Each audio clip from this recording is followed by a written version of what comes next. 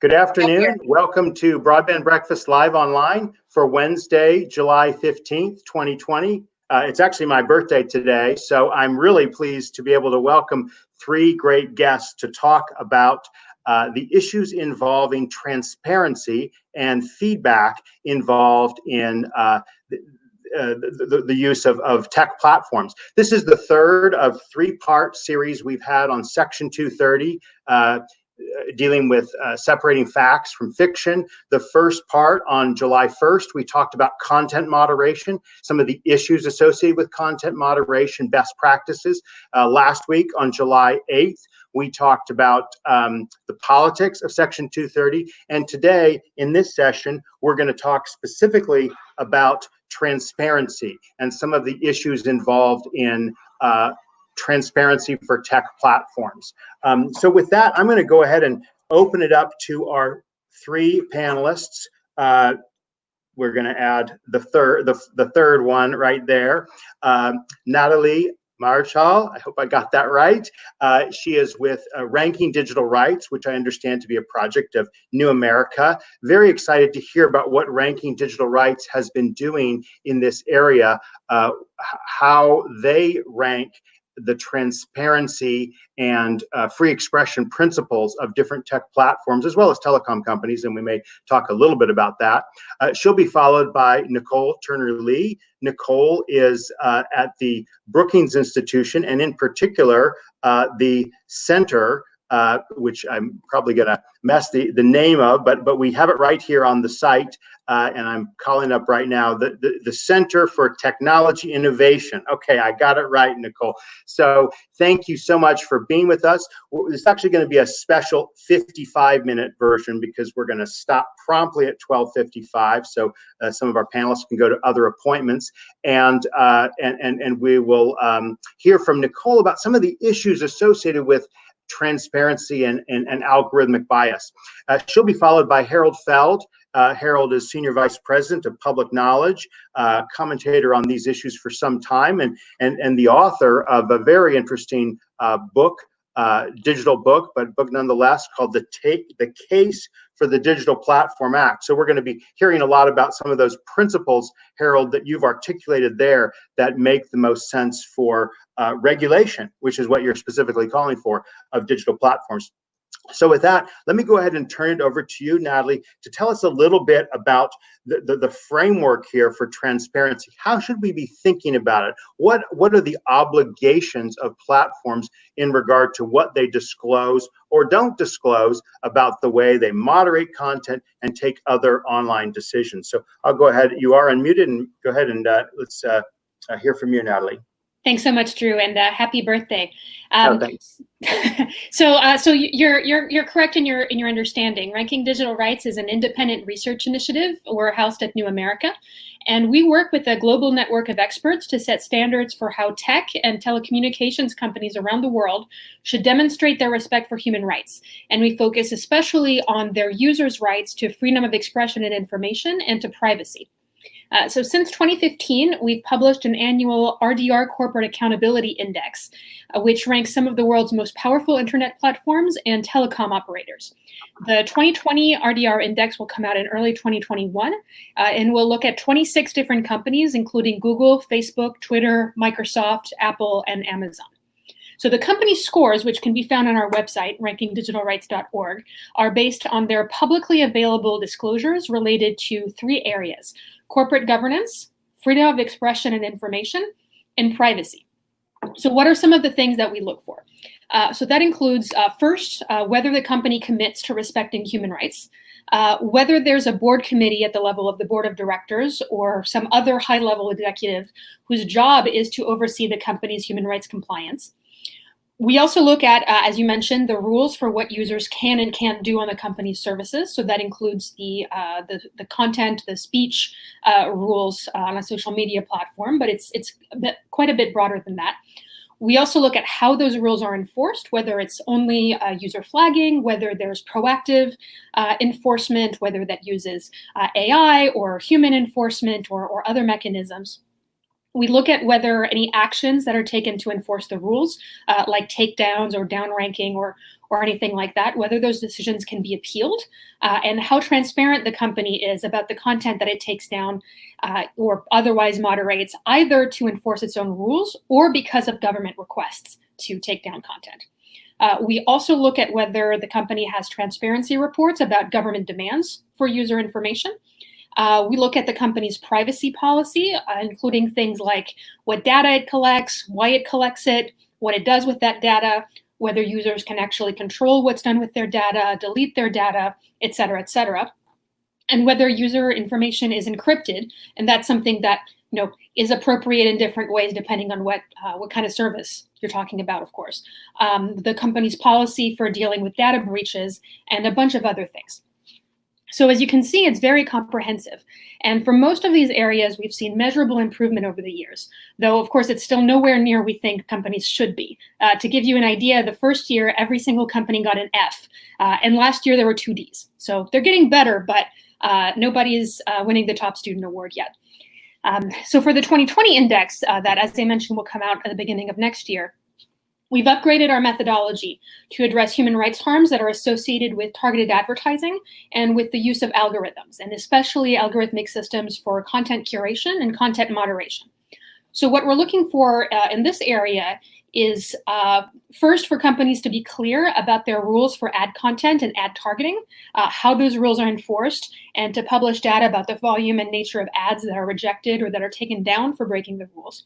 And second, we're looking for companies to explain when they use algorithms to shape their users' online experiences, what the objective of those algorithms is, what data is used, and how users can control their experience with the algorithms.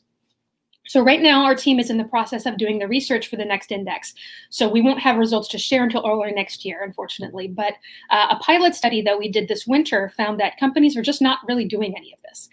Most of the companies we looked at did have content policies for ads, but only very vague rules for targeting and almost no information about how it's enforced. And anecdotally, we're seeing that ads that break either the content or the targeting rules get through all the time. And only get caught when a journalist does a story about it or when users themselves surface it. So that the enforcement there is really uneven.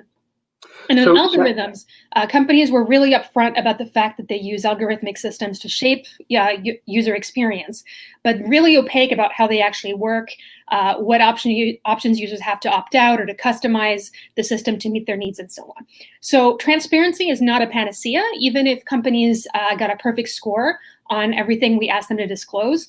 That would not solve all the world's problems, but it would give us a lot more information that we need in order to solve those problems. So, Nathalie, you've referred several times to privacy and privacy principles.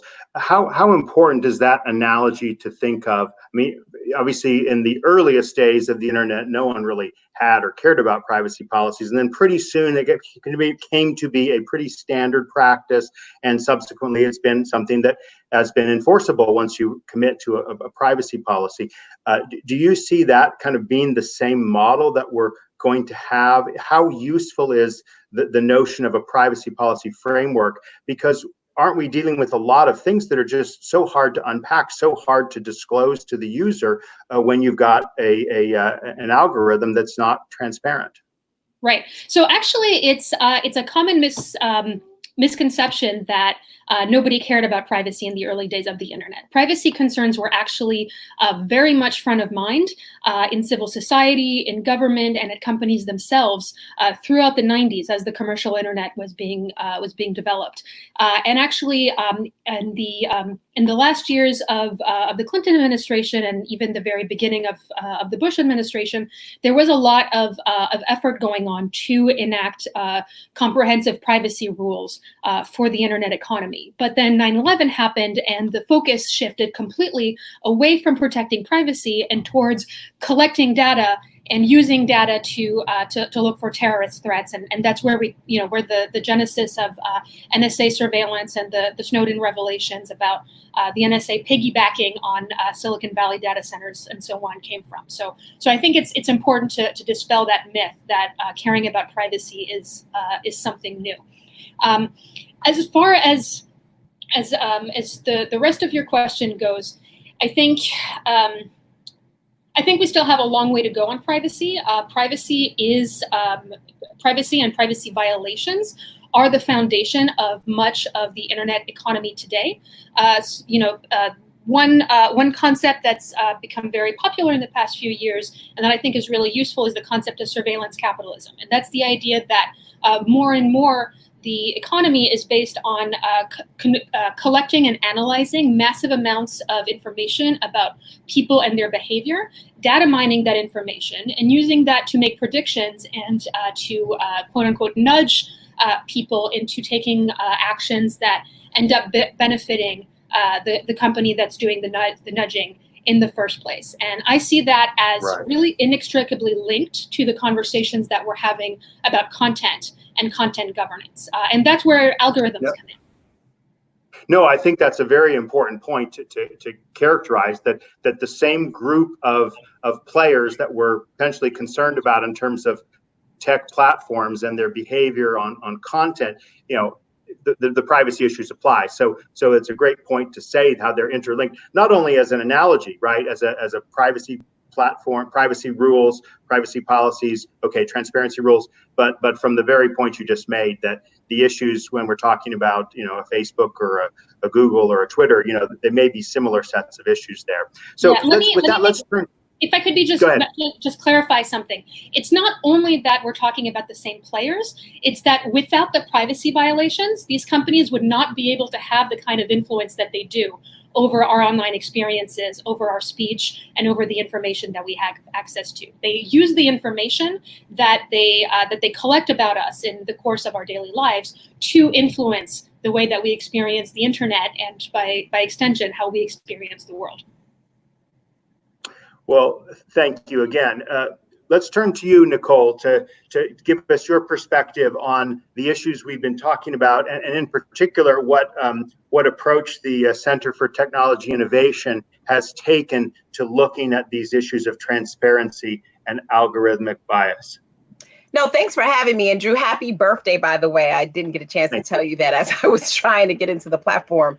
I think what Nathalie has actually talked about is really interesting, because I think it does go and connect to the conversation that you're having around Section 230. First, before we even get into this, I want to sort of piggyback on a comment that she made, which is around the power of algorithms generally. I think we have never in the history of tech, and Harold can correct me if I'm wrong, we've known each other like I've known you, Drew, for many, many years, seen something as powerful as an algorithmic economy that has the ability to not just know your particular behaviors, likes, affinity groups, etc., but make decisions that in many respects can amplify the existing biases that exist externally that have been historically baked into our society. So when I look at these issues, it's very interesting as a sociologist and not as a computer engineer. I look at these issues as the extension of the type of systemic inequalities that we have actually seen, experienced, and really targeted to certain groups over decades of oppressive, histories that we actually have in this country and abroad. And so I share that to start by saying, one, algorithmic bias is real. Computers are not that smart to be able to wake up and program themselves. They are programmed by people who carry with them norms, values, assumptions about the world. And those norms, values, and assumptions seep into the design of computer models or any type of quantitative modeling that is placed in a context that then is picked up. I tell people algorithms are like snakes, machine learning algorithms. They start and they kind of pick up everything that they're sort of swiveling around until they're packed with either sand or dirt. And they become what society allows them to become just based on the nature of those blind spots that human beings have when it comes to designing these types of tools. And the work that I'm actually focused on is just not the power of that bias, but of the power of the algorithm in many respects to the conversation about Section 230 to really drive the type of polarization that we're seeing that would make conservatives believe that they don't see or they're not getting the right attention, when in actuality, the algorithm is feeding us all the types of information that we have an affinity towards. I was telling people when I think about, the future of machine learning algorithms on platforms, I think about a playground. When I was growing up, there were monkey bars and there were swings and there were, all types of different activities that kids could do, a slide, whatever you wanted to do, a sandbox, right? But at the end of the day, we were all as kids sitting in one of these apparatus. We were either on the monkey bars, in the sandbox, playing on the swings. But what we see today with social media is we're all on the same playground. So let me just take it a little further. The white supremacists might be on the slides. The Black Lives Matter people might be on the swings. But the way that the technology is designed, no one plays together. So I want to really start that way because I think that's going to help for people to understand why I feel the way that I do as a researcher. I mean, where we see bias showing up is really evident. I mean, I just got interviewed yesterday. Some of you may be familiar with the recent decision by the International Baccalaureate Society, who is responsible for providing IB diplomas to high school students who start in 10th through 12th grade. I have a son that actually did the program, but there's been a scandal because they use an algorithm in lieu of an in-person test to make the determination as to a student's ability to qualify for the diploma. What people are suggesting, because the algorithm was not transparent, is that there was a huge decline among students and potentially discriminatory outputs because students that may have come from a public school versus a private school or been taught by a certain type of teacher or smaller classrooms could have a disproportionate effect on the kids of color. And I would not doubt, without opening up that algorithm, as it was already mentioned, we will not know the extent to which that had any type of determination into the model, whether there was any exception made to the types of disparities that we see in educational instruction or where kids live or how much money they have to get tutorial support, etc. Those factors matter. And I can go down the line in terms of these first stories, first page news headlines. When it came to just recently racial bias in an algorithm that was determining qualification for a healthcare program. People with chronic disease were basically judged by the amount of money that they put into healthcare to decide whether or not they were eligible for this program for patients. What basically came out in that story is that the variable of the amount of investment of healthcare excluded Black patients who have a higher propensity towards chronic disease, simply because we don't pay enough into the healthcare system for a variety of reasons, right? And so you can keep compounding this around employment and financial services and, criminal justice. What I try to suggest and the work we're doing at Brookings, and I lead our bias work, is in addition to governance, how do we begin to put together models that infuse one interdisciplinary context? I'm a sociologist. I'm not an engineer, right? Harold might tell you differently because we've had conversations from 20 years ago on Wi-Fi technology. I may know how to build a network, but I don't necessarily know what goes into the network. But what I bring is a systemic understanding of society, of how society operates and where there's settled use cases where discrimination may seep in. We do not see that, Drew, in this space. We see very rarely interdisciplinary cooperation and much more of a siloed approach. And I would even argue that that applies domestically and internationally going forward. I also think when we look at bias, we don't pay attention to the fact that we have a set of civil and human rights laws that, though they apply, they are different when you put them in the context of a digital economy. I'm not talking about myself as a Black woman being a protected category. The internet knows that I am a Black mother, that I love to buy Black shoes. They know the kind of movies I like to watch. And it's that inferential economy that actually lends itself to start serving me predatory ads based on the assumptions that the internet has made about me. And then I would say finally, I'll just say one last thing finally, in terms of what we're doing. We're trying to figure out, Drew, and I think the previous conversation is right on point, then what are the best practices? What is the repository for the best information so that we put the right pressure on those regulatory aspects that need some type of immediate intervention to ensure equity and inclusivity, while at the same time allowing innovation to understand that the doors have opened up to other people participating in that dialogue and conversation. And so to your whole umbrella conversation about Section 230, why I think this is so key, what you're doing, is because oftentimes people don't understand that the reason that we're in this quagmire, even more so than maybe 2 or 3 years ago, is because these models have gotten so much stronger in trying to predict outcomes and eligibility determinations that if you don't understand the technology that's driving that, You Right. don't quite understand that that's why where we're at. And you used a phrase, Nicole, until we open up the algorithm. And the problem is, at least I haven't got a good explanation. Maybe there is one. Maybe Harold will tell us. Maybe others will tell us who comment. And feel free to comment and question online or tweet us at Broadband Live. The question is how do you understand, even at a basic level, why I'm seeing the news feed I'm seeing, the tweets I'm seeing, the LinkedIn content I'm seeing? I mean, a privacy policy, I guess, can describe. It's still not going to explain, in the technical level. But I guess I feel a little bit more knowledge about what a site is doing from that than I do from simply no answer. So I want to kind of throw that out for feedback by Nicole and Nathalie, and perhaps this is a good segue to Harold. But Nicole, do you have anything further to say on that point about opening up? How do we open up? What are some things you've seen that are good best practices on that? Well, I mean, first and foremost, I think we need better algorithmic literacy. I don't know about how many people get a call from their mom or their grandmom talking about, baby, why did I search for a tent on this? And now it's showing up on every aspect of my computer feed. I mean, part of people's lack of understanding of how this works, I think, contributes to that. Because, for example, in Tanya Sweeney's work from Harvard, if an African-American consumer clicks on a high interest predatory credit card, the likelihood that they will continue to get those ads because they cannot disrupt the algorithm is going to happen. And as a result of that, they'll never gain wealth or get credit because they're getting charged 32%.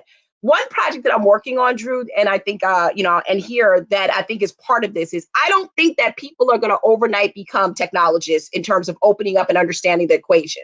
What I think is important to policymakers that like ourselves oftentimes is to understand the determination. And in understanding the determination, how did you get to that credit decision? How did you deny me that mortgage? How did I get that job?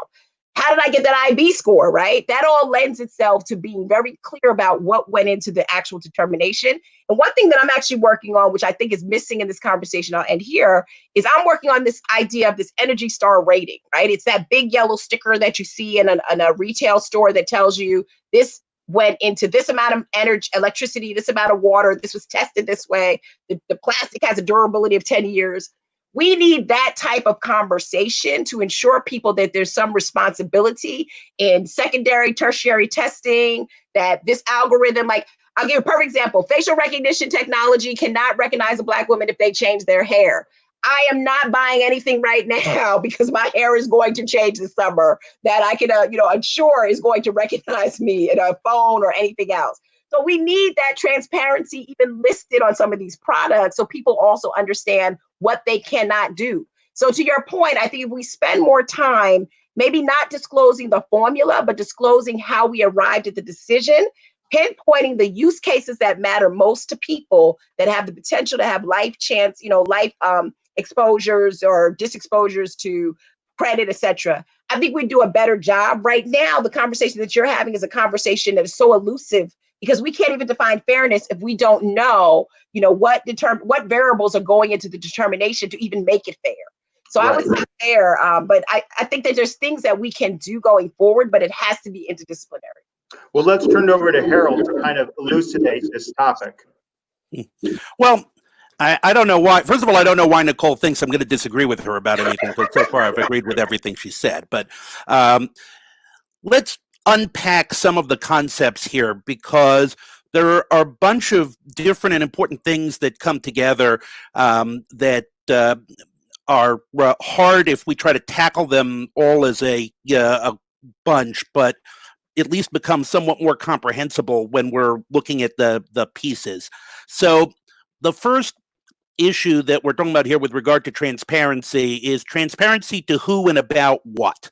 Because I agree with Nicole, 99% of people are not going to be interested in the technical details. And frankly, there are reasons why we should not want people to know the technical details, because any system that you design will be subject to abuse. And one of the stories that we keep seeing is that, you had bright people figure out in 2016, how Facebook was ranking stories and so forth. And they were like, oh, okay, we're going to manipulate that and we're going to, figure it out. There's a whole multi-billion-dollar industry called search engine optimization, which is all about trying to second guess how Google does its searching. And, if they were forced to publish the equations, never mind, that's the competitive secret sauce and everything that, but it also would open up the door for, bad actors to do a lot of bad things. So on the one hand, yeah,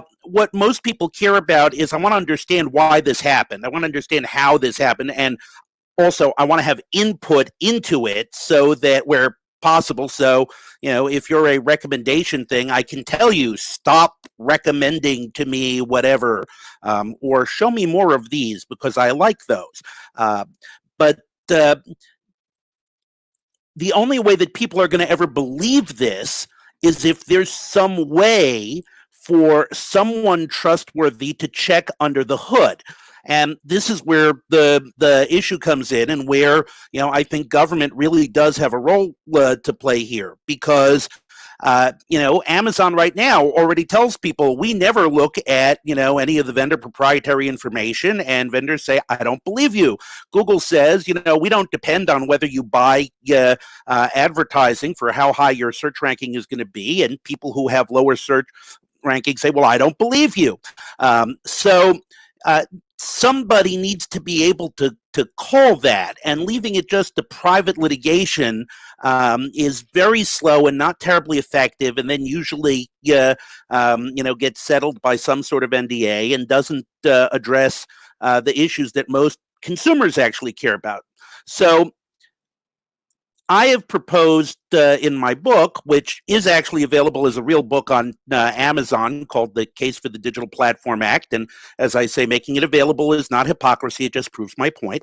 But that we have what I call black box testing, which is whoever the government regulator or enforcement will be, whether it's a new agency, which is something that I and Public Knowledge have recommended, or whether it's an existing agency, has the ability to go to a company when there is some sort of credible evidence or basic concerns, and say, you have to turn this over to us so that we can do testing to check whether it is operating in the way that we think that you say it's operating in, or not. And then, they go off and they do this sort of black box testing, and they come back and say, okay, we found that, yes, it was, or no, it wasn't acting in the way that you describe.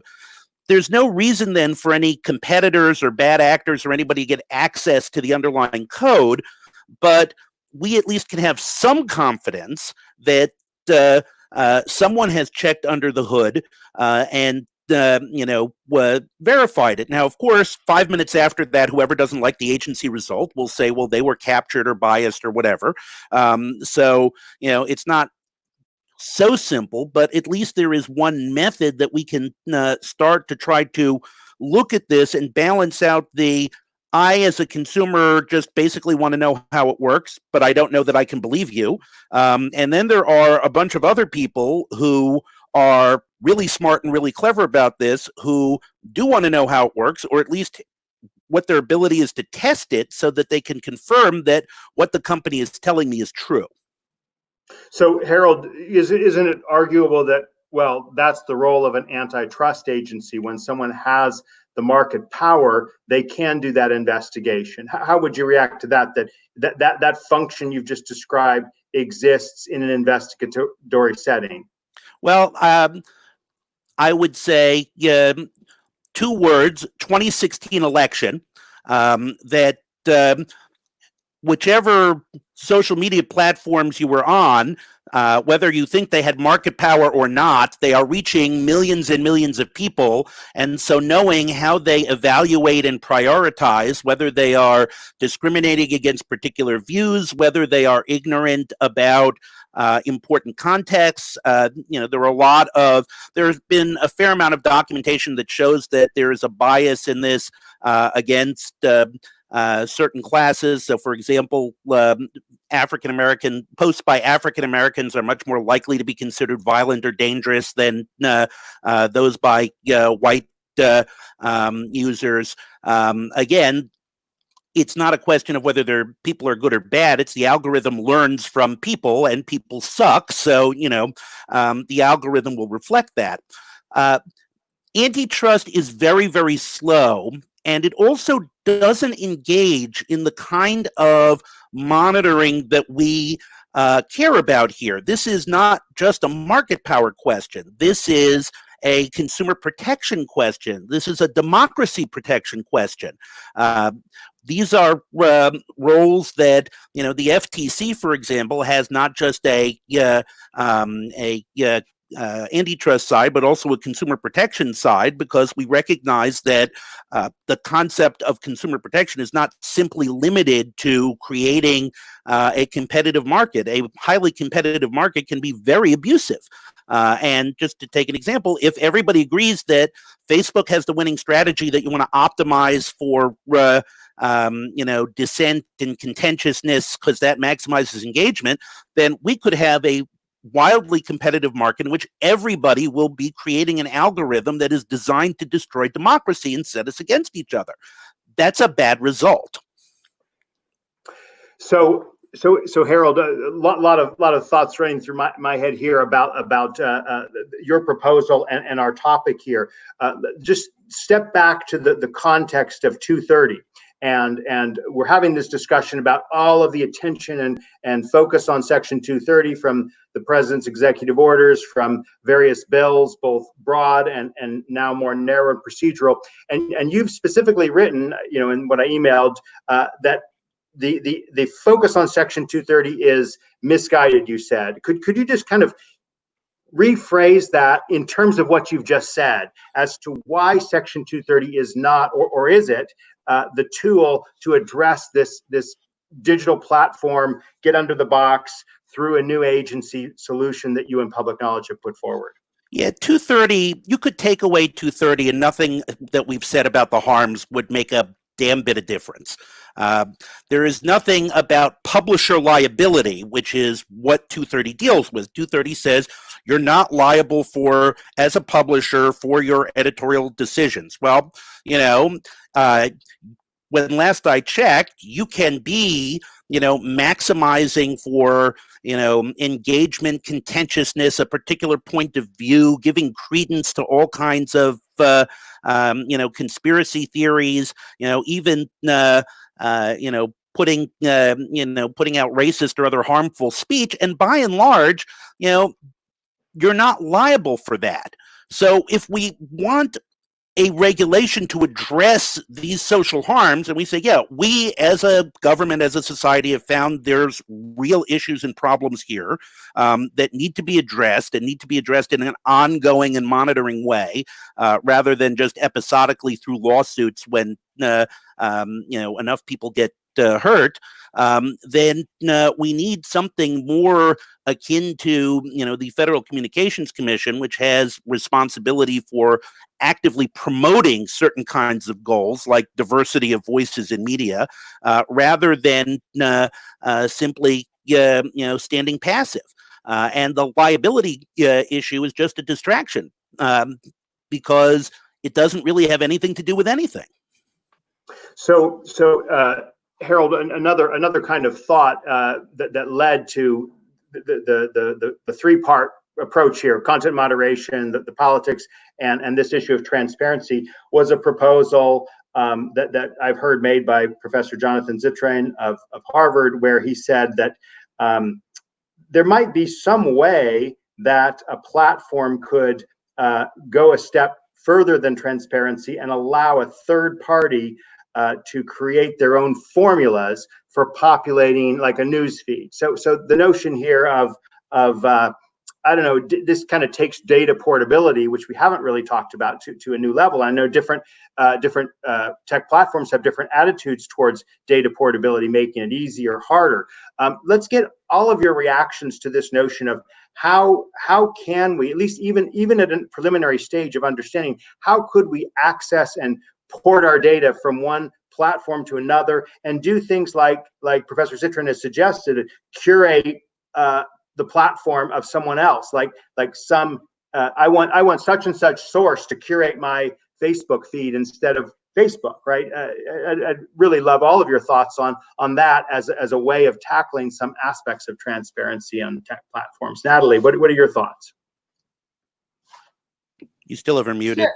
Yeah. So actually, I don't think data portability is quite the same thing as Jonathan Zittrain's proposal. The main benefit of data portability from a consumer protection perspective is to make it easier for people to say quit Facebook and go to Twitter, or quit Twitter and go to Snapchat, and so on. And so the idea is to kind of dull the power of network effects, right? You stay on a platform because that's where all your contacts are, and you have a decade worth of pictures and so on.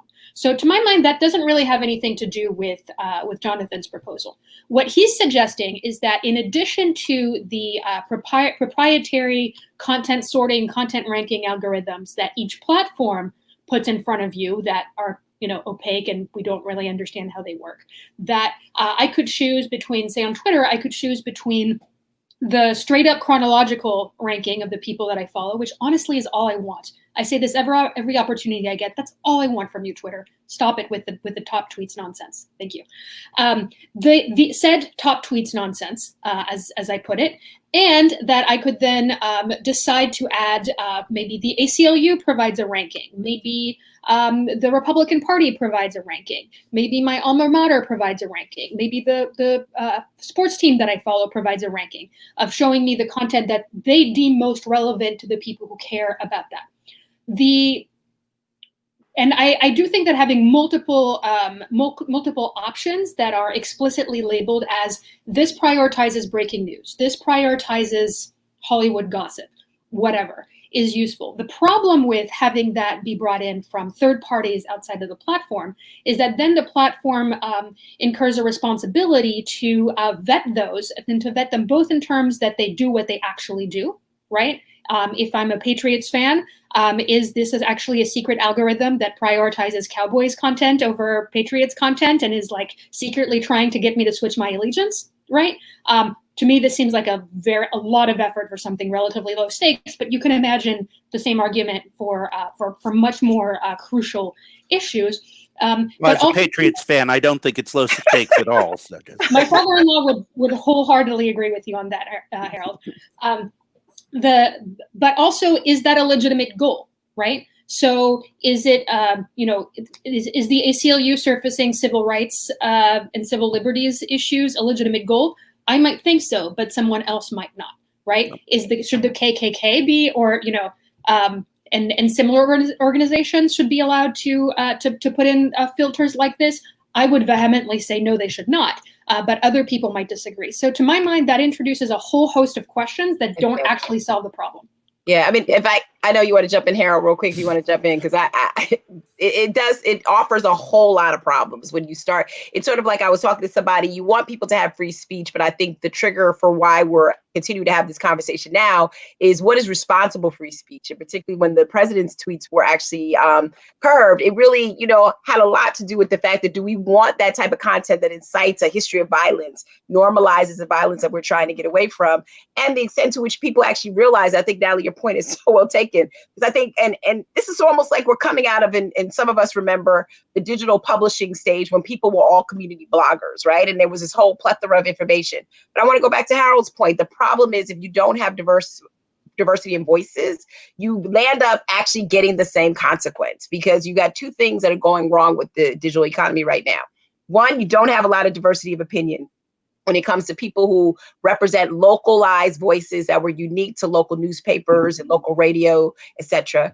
And two, you got a digital divide. So half the people are not even in the public domain actually talking about these issues. So much of the time that they're on there, the types of algorithms that are being directed to them, if you ever want to do a great experiment, go visit the pages of your kids' friends, and you'll realize that they are on a whole different wavelength when it comes to the type of conversations that we're having.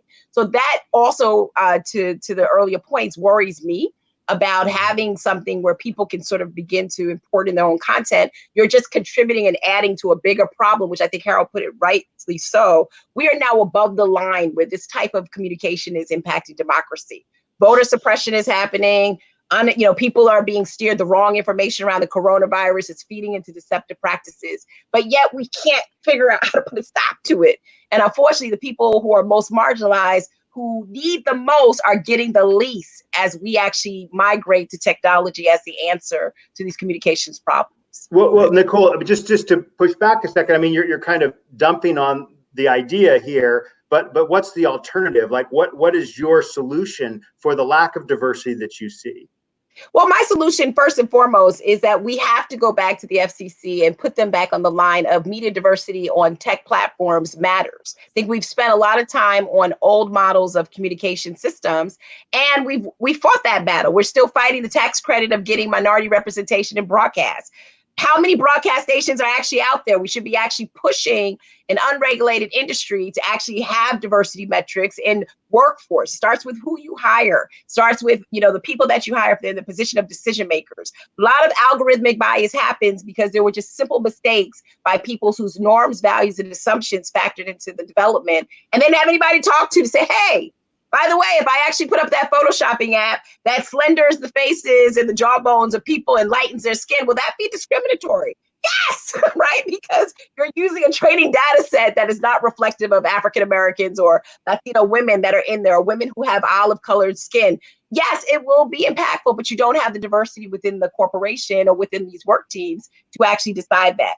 I think, and I love Harold's idea, and it's making me get more bold and audacious about really integrating the racial justice conversation into Section 230, right? We need these conversations because I think the challenges are, who do we deem, and I think Harold put it perfectly, what do we deem to be that content which is more or less dangerous, right? Who do we begin to look at censoring more or less? What history comes? And look at what's happening externally with the conversations around Confederate monuments.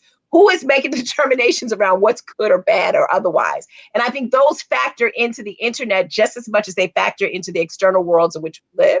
And I think that's where we have to begin to look at, when we're putting pressure on platforms or any other companies that is responsible for disseminating information through this new public square, what is the extent to which they go above the line and begin to unsettle and have us relitigate those areas of civil and human liberties that we've actually already fought for prior to the advent of the internet?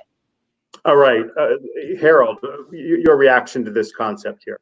Well, I mean, I think, again, there's kind of a lot going on here that it's important to unpack. So first of all, I would say, number one, I don't want to insert the racial justice and equity conversation into the 230 conversation. I want to replace the 230 conversation and have the conversation we should have. And then whatever policy you have, you just come in and you say, regardless of Section 230, this thing.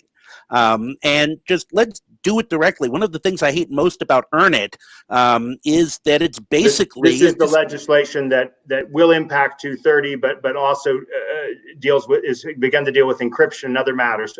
Go right, ahead. and it's basically, like, dude, if you don't like encryption, just own it. Or if you want a committee that's going to determine best practices for social media, that kind of a device that we could use, then own it. Don't hide behind this screen of somebody think of the children, and isn't this, awful when you got a bill that's got nothing, 99% has nothing to do with this, the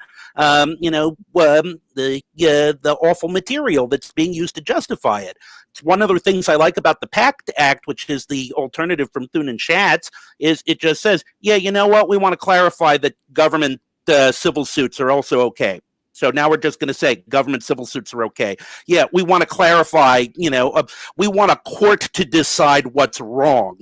And therefore, your obligation to act is triggered on receiving notice of a court decision and not just an accusation. These are, important, straightforward kinds of things. The other thing I want to point out about something that Nicole said that I really want to highlight is, we don't have to get caught up in whether people intend to be awful around this.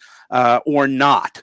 That's irrelevant. I don't care, what your motivation is. If the thing that you're doing is going to screw up society, or exclude traditionally marginalized folks or whatever, I want it to stop. That's what I care about. So taking kind of all this together, I just want to add, because I know we're going to run out of time here, what Jonathan Zittrain was talking about, it seemed to me, was this idea of open APIs. Yeah. And that if you did that, if you had these open applications, which would allow third parties to come in and interface with the algorithms and handle things for you, you'd have a market then where services would come along, kind of like you have clipping services back in the old days, where we would say, hey, you don't want to deal with everything on Facebook or everything on Twitter or even, everything in all of these social media. You tell us what you want us to find and we'll go find it for you. Now, again, that's different from the problem that Nathalie and Nicol both identified, which is this problem of harmful speech, which, again, is one of these things that makes most lawyers recoil. Like, no, speech is never harmful. The cure for bad speech is more speech. I'm like, no, it turns out there really is, especially when it rises to toxic levels, or especially when it's one, a small group of people with armies of bots to make, to interrupt the conversations and make sure that the right conversations, the conversations that people are trying to have don't happen. I think I saw something recently that shows, that was an analysis that 50% of the social media posts that were spreading COVID disinformation were from bots. So, we do have to acknowledge that there are real issues with regard to speech that can cause harm. Right, and the remedy. I mean, how does the remedy of kind of having content moderation? Again, this was earlier part of our series here. That in some ways is kind of evolving as the best practice. And while there's a lot of political hot button issues, there's also a great body of standard thinking of, this is how we get rid of, child exploitative material. This is how we get rid of hate speech, and it's being done by private players with the protection of Section 230. And what I'm hearing, Harold, if I'm hearing correct, is that you think that's okay, that's a right framework, or is there a problem with that framework that we currently have? The problem with that framework is we need to say that there are certain types of things that it is the responsibility of government to decide and not the responsibility of private sector actors to decide.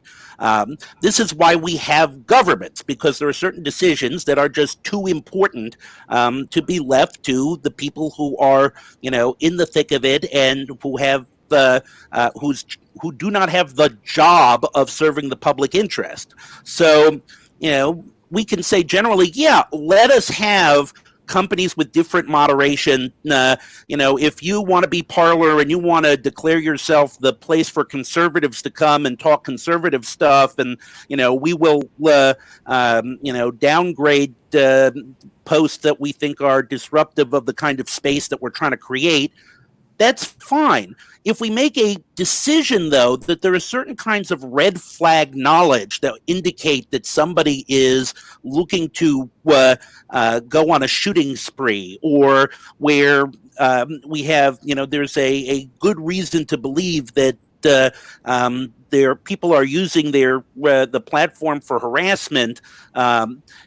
These are things that governments decide what the threshold is and how to implement them, conscious of the First Amendment. There's a reason I spend 2 chapters in the book talking about this stuff, because the First Amendment hangs over all of this and you can't ignore it, but it's not the showstopper that a lot of people argue that it is. And finally, I think that we need to look not just at filtering, but also of how do you promote positive content. I mean, the old expression is a lie gets around the world before the truth gets its pants on. We don't have to live with that anymore. We can try to introduce friction into certain kinds of posts and actively promote, which we're doing now in a very primitive way. You know, when you go online and you see, like, look for real information for COVID here, you know, how about you link topics, you know, that relate to COVID to these kind of directions to what are agreed on as expert neutral sites. This would be a First Amendment friendly way to put the positive speech with the speech that we're concerned about. For our last 5 minutes, I want to bring in one more element here that I think Nathalie and the others can speak to, which is when we're talking about looking at transparency and feedback into these processes, I think it makes sense to think about not just one level of the internet stack, but all of them, right? So we were talking about tech platforms, but Ranking Digital Rights indeed also ranks kind of the internet service providers who are handling another part of it, right? And Section 230 is kind of a law of general applicability. Anyone can kind of access it and rely on its protections. But by contrast, Section 512 of the Digital Millennium Copyright Act sort of breaks the different protections you have for immunity from copyright liability based on the role you play in the particular environment. And so I'm just wondering, Nathalie, as we think about privacy laws, when we think about the possibility of net neutrality legislation, should such legislation, were it to come up in Congress, also have some piece that imposes some kind of neutrality rules on content players? I think this is definitely something I'd like all of our feedback on, and it may be our last topic, given we do need to end at 12:55. But Nathalie, Harold, and Nicole, what are your thoughts on the appropriateness in thinking about different parts of the network and looking at these issues? Yeah, thanks so much, Drew. So a couple of things. First, content moderation is here to stay. Without content moderation, the entire internet is 4chan, 8chan, and probably 16chan at some point, and no one wants that. If the 12 people who do want that, they can go there, but the rest of us want an internet that's actually usable. Okay, so that's the first thing. The second thing is that then the question becomes what the rules are, how they're enforced, whether you can appeal them, et cetera, et cetera. And those are things for which, as Nicole was saying, we've had conversations as they apply to the quote unquote real world. We've been having those conversations since at least the end of World War II. It's called the International Human Rights Framework. It comes with legal precedents, with mechanisms for weighing competing interests and proportionality and so on. There's really no need to reinvent the wheel here. There are plenty of experts, including my colleagues, who can go further into depth, into detail with that. The third thing is that Section 230 exists specifically to make it possible for companies to do this moderation without getting sued by every single person who feels aggrieved, rightly or wrongly, for what that is. There are conversations to be made about the finer points of 230, but let's keep in mind what the original point was. Now, with respect to telecoms, I just want to, because we're almost out of time, I just want to jump in real quick on one thing, which is the net neutrality piece. Which I was getting there, Harold. Okay, because we got 2 minutes left. Yeah, so with respect to telcos, net neutrality is absolutely the single most important freedom of expression and freedom of information issue there. We had that conversation for a very, very long time until the net neutrality order passed in 2015. The fact that the Trump administration revoked it is reprehensible and deplorable, and what it is. I'm hopeful that we will go back to a net neutrality regime before too long. And I think that will be in everyone's best interest, except possibly the bottom lines of certain telcos who will just have to business models. So Drew, one minute for Nicole and 1 minute for Harold. I'm going to say 1 minute because I know we all have a hard stop. So I would love for you to bring us back so we can have this conversation on net neutrality again, because I think that has a longer spread. But what I would say, I think a core component of what Nathalie's already shared is we need to integrate these gap stops and blind spots around handling discrimination and bias throughout all of the legislation that now touches people. I think it's worthwhile in a conversation on privacy. I think it's worthwhile in a conversation on algorithms. I think it's worthwhile in any kind of conversation that relates to responsible free speech. Because we have consistently marginalized it and made it as a seventh item as opposed to part of the core conversation, I think we need to change that and really begin to think about the implications of excluding these types of particularities when it comes to the potential for disparate impact or differential treatment, they need to come first. So, Okay. that would be my 2 cents, that in addition to some of the stuff Nathalie said, my 2 cents would start with it and keep it going and threading it through all of the legislation that we have. Great. Harold, you get the last word. Well, I just want to say, look, the tools for accessing the information, the broadband access companies and certain other companies like Cloudflare, for example, which we might think of as the infrastructure, are very different from the content. Right. And it is not helpful for us to mush all of these things together on, well, internet. I mean, it's kind of like nobody thinks we ought to abolish the Food and Drug Administration and merge it with the Department of Agriculture because, stuff that goes in your mouth. These are all very different things, and each one individually is sufficiently complicated that you really need to consider each one of these separately and not try to smush them all together. Well, that will have to be our last word. We do appreciate Nathalie, Harold, and Nicole for being with us, for sharing 55 minutes with us. I'm Drew Clark. I'm editor and publisher of Broadband Breakfast Live Online. Please join us again next week for another edition of Broadband Breakfast Live Online at 12 noon Eastern. Thanks and take care. Bye.